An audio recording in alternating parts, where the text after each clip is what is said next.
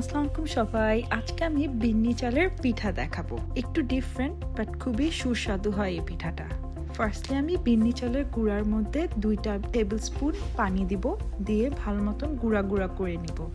আর তার আগে আমি একটু গুড়ের মধ্যে নারকেল দিয়ে একটু মিষ্টি আলাদা করে পুরটা বানিয়ে রেখেছিলাম।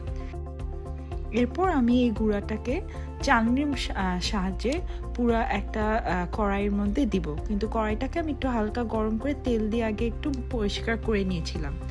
এরপর দেখতে পাচ্ছেন বেশিক্ষণ লাগে না, আমার এই পিঠার বেসটা রেডি হয়ে যায়। এরপর পুরটাকে দিয়ে আমি পিঠাটাকে বন্ধ করে নেব। খুবই সিম্পল পিঠাটা, কিন্তু খেতে খুবই মজা। দুই ওয়েতে আমি করতে পারবো। সেটা হচ্ছে কি, আরেকটা আমি পিঠার বেসটা বানিয়ে আলাদা প্লেটের মধ্যে রেখে পুরটা দিয়ে ওটাও আমি রেখে দিতে পারবো।